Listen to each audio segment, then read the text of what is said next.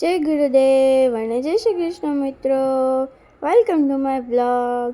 તો જો બપોરના વાગ્યા હતા 11 એટલે આપણે બનાવવા માંડ્યા હતા રસોઈ અને પછી સીધું 4 વાગે આરામ કરી અને પછી હું તો જાગી ગઈ હતી અને પછી દોરીએ ટીંગાતા હતા કપડાં એટલે આપણે લઈ લીધા કપડાં અને ઢગલો કરી લીધો અને પછી સંકેલવા માંડ્યા કપડાં। પછી જો ઘરમાં છે ને કોઈ જ નહોતું, હું એકલી જ હતી, બધા મને મૂકીને છે ને બહાર જતા રહ્યા હતા।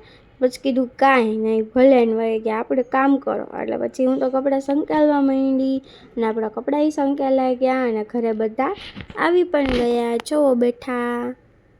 પછી તો હું થઈ ગઈ ભૂખી એટલે હું ખાવા માંડી સંતરું અને પછી જો આજે મારે ફાઇનલી નેલ પોલિશ કરવાનું મુહૂર્ત આવી ગયું। નેલ પોલિશ કરવી બહુ જ ગમે એટલે જો આપણે એક કલર ચૂઝ કરી લીધો અને લગાવી દીધી નેલ પોલિશ। જો કેવી લાગે છે કમેન્ટમાં કહેજો, મને તો બહુ જ ગમી। અને પછી ચલો જમવા આવી જાઓ, હું તો છે ને વઘારેલી ખીચડી બનાવું છું, તમને બધાને ભાવે તો આવી જાઓ।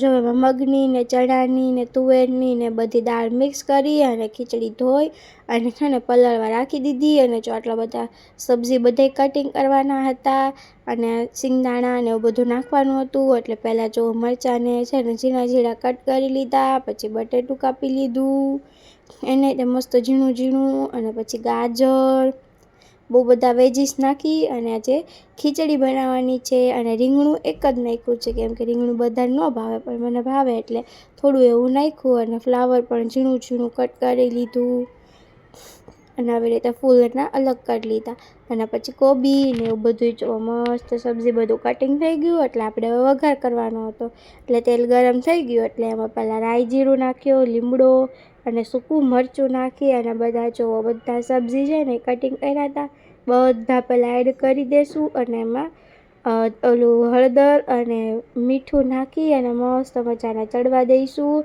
અને પછી એમાં મસાલા કરી અને પાણી નાખીને ઉકાળી અને પછી એમાં પલાળેલી ખીચડી એડ કરી દીધી અને આપણી ખીચડીને હવે સીટી મારી દેવાની અને મસ્ત મજાની ઢીલી ખીચડી બની ગઈ હતી। અને મેં સાથે મસાલા ભાખરી બનાવી નાખી હતી અને બધાએ મસ્ત જમી લીધું।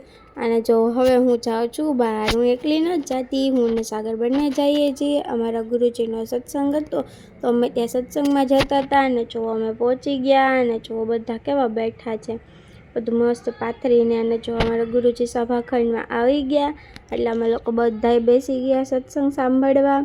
ચલો બાય, મળીએ નેક્સ્ટ વિડીયોમાં। આ લોકોને વ્લોગમાં નહોતું આવું પણ આપણે પરાણે લીધા।